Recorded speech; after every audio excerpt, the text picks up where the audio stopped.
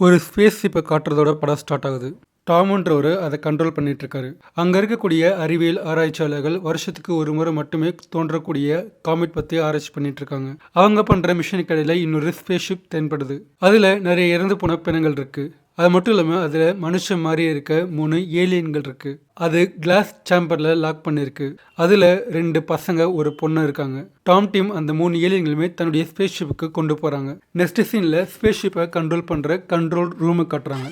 அந்த space ship 30 நாளில் ஸ்பேஸ்லேருந்து திரும்பி பூமிக்கு திரும்பி வரணும். ஆனால் அப்படி நடக்கலை. ஸ்பேஸ் ஷிப்லேருந்து கான்டெக்ட் கூட மிஸ் ஆகி போகுது.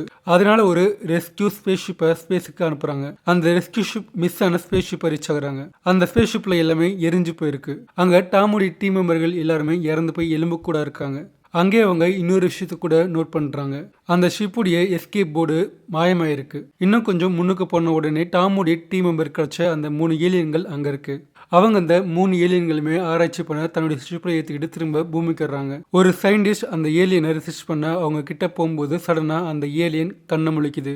அந்த ஏலியன் அந்த ஆராய்ச்சியாளரை தன்னுடைய வசப்படுத்தி தங்கிட்ட இழுத்து அவர்கிட்ட இருக்க எனர்ஜி எல்லாத்தையுமே உறிஞ்சி எடுத்துக்கிறது. முன்னாடி அந்த ஸ்பேஸ் ஷிப்ல பார்த்த மண்டோடு மாதிரி இவருடைய உடம்பு ஃபுல்லா அப்படியே உருகி இருக்கு. அதாவது பாடியில் இருக்க மொத்த ஃப்ளூயிடும் வெளியே போயிட்டு ஒரு மாதிரி ஆயிருச்சு. எக்ஸ்பெரிமெண்ட் ரூம்ல உட்காந்துருக்க டாக்டர் லியோனார்டு இது எல்லாத்தையும் பார்த்துட்டு இருக்காரு. ஆனா அவரு அங்க போறதுக்கு முன்னாடியே அந்த ஏலியன் அங்கிருந்து காணாம போயிடுது. அந்த ஏலியன் அங்கிருந்து ஓடி போறத கார்ட்ஸ் பாக்குறாங்க. ஆனா அந்த ஏலியன் தன்னுடைய பவரை யூஸ் பண்ணி அந்த கார்டு எல்லாம் அடிச்சு போட்டுட்டு அங்கிருந்து எஸ்கேப் ஆயிருது. இப்போ இந்த விஷயம் எல்லா பக்கமும் பரவ ஆரம்பிக்குது. இந்த உலகத்துக்கு ஏலியன்ஸ் வந்துட்டாங்க அப்படின்னு. அப்பதான் ஸ்டோரியில இன்னொரு ஆராய்ச்சியாளரை காட்டுறாங்க. அவர் அந்த ஏலியனை பத்தி நல்லா தெரிஞ்சவர்.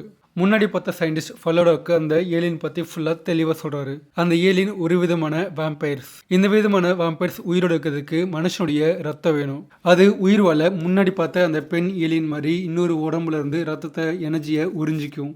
அதே டயத்தில் மிச்சம் இருக்க இன்னும் 2 மேல் வேம்பைர்ஸ் கண்ணை முழிக்கிறாங்க. அவங்க கூட கார்ட்ஸ் கூட சண்டை போட்டுட்டு அங்கேருந்து எஸ்கேப் ஆயிடுறாங்க. இன்னொரு சீனில் ஆரம்பத்தில் அந்த பெண் ஏலியன் ரத்தத்தை உறிஞ்சின அந்த ஆராய்ச்சியாளருடைய பாடியை சில சயின்டிஸ்ட் போஸ்ட்மார்ட்டம் பண்ண ஆரம்பிக்கிறாங்க. ஆனால் யாருமே எதிர்பார்க்காத போது அந்த பாடி எழுந்து நிற்கிது.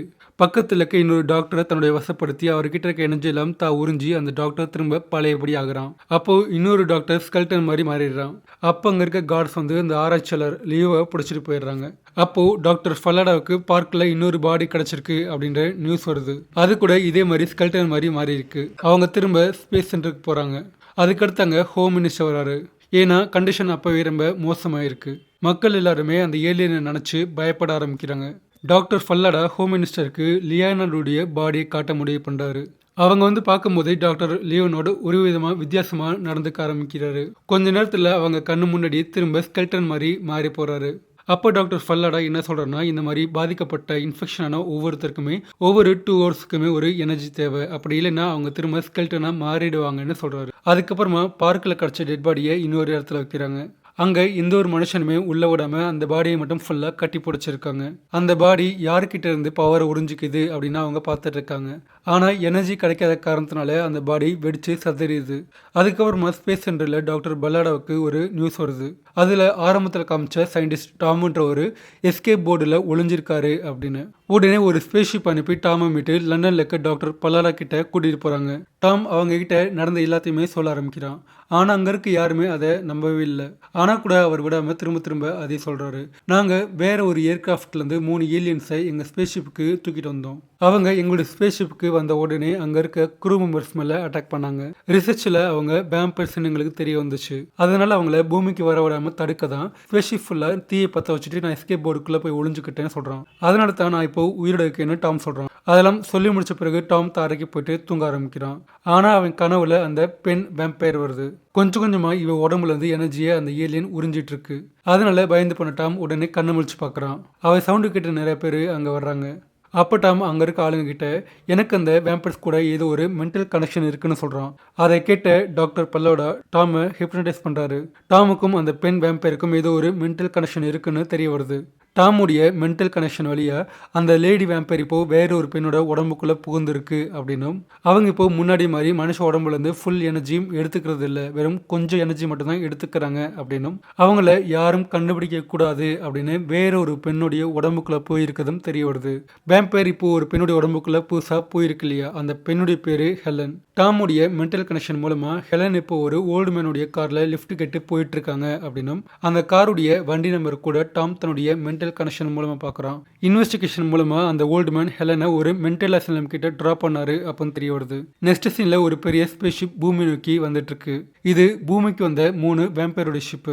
இன்னொரு பக்கம் டாக்டர் ஃபல்லரா டீம் அந்த மென்டல் அசைலம் போறாங்க. அங்க அந்த வேம்பயர் உள்ள போன பெண் ஹெலன் நர்ஸா வேலை பார்க்கறாங்க அப்படின்னு தெரிய வருது. அந்த பெண்ணு டாக்டர் ஃபல்லரா டீம் என்கொயரி பண்றாங்க. அந்த டீம்ல டாம் இருக்கான். டாம் அந்த பொண்ணு கிட்ட போறான், அவங்கள என்கொயரி பண்றான். அப்ப கூட அந்த வேம்பயர் ஹெலனுடைய பாடிக்குள்ள இருக்கு அப்படின்னு அவன் ஃபீல் பண்றான். ஆனா அந்த வேம்பயர் ஹெலனுடைய பாடிக்குள்ள இல்லாத மாதிரி நாடகம் ஆடிட்டு இருக்கு. அப்ப டாம் அந்த பெண்ணுடைய பாடியை ஷேக் பண்றான். அப்போ டாமுக்கு அந்த வேம்பயர் இந்த பெண்ணுடைய பாடிக்குள்ளேருந்து வெளியே போயிட்டு வேற ஒரு பாடிக்குள்ளே போயிருக்குன்னு புரிஞ்சு போகுது. டாம் சடனாக அந்த மென்டல் அசைலமில் இருக்க மற்ற எல்லாத்தையுமே கூப்பிடுறான். அங்கே இன்னொரு ஆளை பார்க்கும்போது அந்த பாடிக்குள்ளே வேம்பயர் போயிருக்கு அப்படின்னு டாம் முடிவு பண்ணுறான். டாம் அந்த டீம் எல்லாருமே அங்கே இருக்கக்கூடிய ஒரு பேஷண்ட் கிட்ட போகிறாங்க. அந்த உடம்புக்குள்ளே தான் வேம்பயர் இருக்குது, அதை பிடிச்சாகணும் அப்படின்னு அவங்களுக்கு ஒரு ஊசி போட முடிவு பண்ணுறான். ஊசி எடுத்ததை ரெடி பண்ணுறான். ஆனால் அப்போ டாம் பக்கத்தில் அந்த மென்டல் அசைலமுடைய டைரக்டர் இருக்காரு. ஆனால் சடனாக யாருமே எதிர்பார்க்காத போது டாம் அந்த மென்டல் அசைலமுடைய டைரக்டரை பிடிச்சி அவருக்கு ஊசி போடுறான். ஏன்னா அந்த வேம்பயர் பேஷனுடைய பாடிக்குள்ளே போல அந்த மென்டல் அசைலமுடைய டைரக்டர் டாக்டருடைய பாடிக்குள்ளே போயிருக்கு. அதனால தான் டாம் அந்த வேம்பயரை டைவர்ட் பண்ணுறதுக்காண்டி அந்த மாதிரி நாடகம் பண்ணியிருக்கான். இது மட்டும் இல்லாமல் டாம் கிட்ட இன்னும் 3 இன்ஜெக்ஷன் இருக்கு. ஏன்னா அது இன்ஃபெக்ட் ஆனவங்களை கண்ட்ரோல் பண்ணுறதுக்காண்டி. இப்போ டாம் ஊசி போட்டு அந்த வேம்பயரை கண்ட்ரோல் பண்ணிட்டு இருக்கான். அந்த வேம்பயர் டைரக்டருடைய பாடிக்குள்ளே இருந்து டாம் கிட்ட பேச ஆரம்பிக்குது. பேசிக்கிட்டே டாம் கிட்ட ஒரு விஷயத்த ரிவீல் பண்ணுது. ஸ்பேஸ்ஷிப்பில் முதல் முறையாக அந்த வேம்பயர் எல்லாம் பார்த்தது டாம் தான். அப்போவே அந்த லேடி வேம்பயர் தன்னுடைய பவரை யூஸ் பண்ணி டாமுடைய மைண்டை படிக்குது. அதுக்கு முன்னாடி வரைக்கும் அந்த பெண் வேம்பயருக்கு ஒரு உருவம் கிடையாது. ஆனால் டாமுடைய மைண்டை படித்த பின்னாடி அவனுடைய மைண்டுக்குள்ளே இருக்க ஒரு அழகான பெண் உருவத்தை அது எடுத்துக்கிறது. அந்த முகத்தை பார்த்த உடனே டாமுக்கு ரொம்ப பிடிச்சி போகுது. ஒரு கவர்ச்சிகரமான முகமாக அவனுக்கு தெரியுது. ஆனால் உண்மையிலேயே அது அந்த வேம்பயருடைய உண்மையான உருவம் கிடையாது, டாமுடைய யூகம் மட்டும்தான். இது எல்லாத்தையுமே டாம் கிட்ட அந்த வேம்பயர் சொல்லிட்டு இருக்கு. அதே மாதிரி பேச்சில் அவனை மயக்கி அவங்ககிட்ட இருக்க எனர்ஜி எல்லாம் அந்த வேம்பயர் உறிஞ்சிட்டு இருக்கு. அதை பார்த்து அங்கேருந்து மற்ற டீம் மெம்பர்ஸ் அங்கே வந்து டாமை அங்கேருந்து காப்பாற்றுறாங்க. இன்னொரு பக்கம் மென்டல் அசைலமுடைய டைரக்டரை காட்டுறாங்க. அவருடைய பாடிக்குள்ளே அந்த லேடி வேம்பயர் இருக்கு. அந்த வேம்பயருடைய பாடி எனர்ஜி எல்லாம் ரொம்ப ஸ்லோவாக இருக்கு. அதை பற்றி டாம் அந்த டீமில் இருக்க ஆட்கள் ஆராய்ச்சி பண்ணிட்டு இருக்காங்க. அதே சமயத்தில் அவங்களுக்கு ஒரு இன்ஃபர்மேஷன் வருது. லேடி வேம்பயர் கூட இருந்த மிச்ச 2 ஏலியன்களும் லண்டன் நகரத்தில் இருக்க நிறைய மக்களை தாக்கி அவங்க கிட்ட இருக்க எனர்ஜியை உறிஞ்சிருக்கு, அவங்கள இன்ஃபெக்ட் பண்ணிருக்கு அப்படின்னு. அதை கேட்ட டாம் உடனே லேடி வேம்பயர் இருக்க அந்த பாடியை தூக்கிட்டு ஹெலிகாப்டரில் அவங்கெல்லாம் எங்கே அட்டாக் பண்ணிட்டு இருக்காங்களோ அந்த பகுதியை நோக்கி போக ஆரம்பிக்கிறான். போயிட்டு இருக்கும்போது டாமுக்கு டாக்டர் ஃபலாடா கிட்ட இருந்து ஒரு கால் வருது. ஒரு மேல் வேம்பயரை கொலை பண்ணிட்டோம் அப்படின்னு. இதை கேட்டு டாம் ஹாப்பி ஆகிறான்.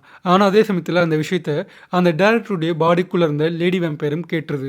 அந்த லேடி வேம்பயர் உடனே பாடிக்குள்ள இருந்து ரத்த ரூபத்தில் வெளியே தப்பிச்சு போகுது. அது எல்லாத்தையுமே டாமும் பார்க்குறான். அப்போ டாம் தான் பக்கத்தில் இருக்க இன்னொருத்தர்கிட்ட தன்னுடைய தவறை ஒத்துக்கிற மாதிரி காட்டுறாங்க. உண்மையிலேயே அந்த வேம்பயர்ஸை ஃபர்ஸ்ட்டாக நான் தான் பார்த்தேன். அதில் அந்த பெண் வேம்பயரை நான் பார்க்கும்போது எனக்கு பிடிச்ச ஒரு முகம் மாதிரி அந்த பெண் வேம்பருடைய முகம் இருந்துச்சு.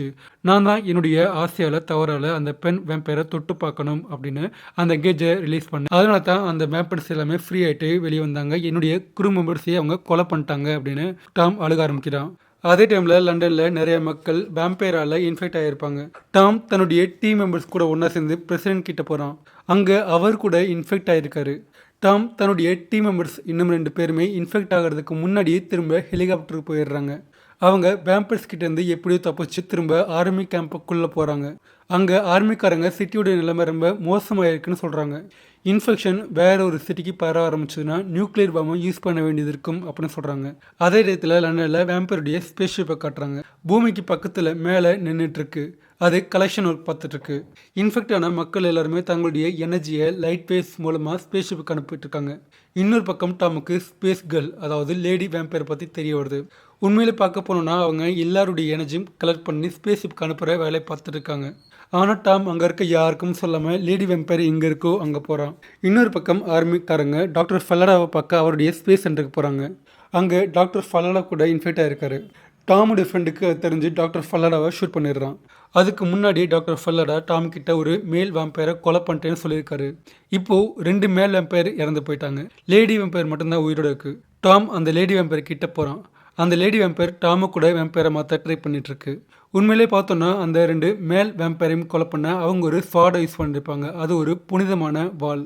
டாமு அந்த லேடி வேம்பயர் ஒரு வேம்பயரை மாற்ற ட்ரை பண்ணிட்டு இருக்கும்போதே டாமுடைய டீம் மெம்பர்ஸ் அங்கே போகிறாங்க. அவங்க அந்த வாளையும் கொண்டு போகிறாங்க.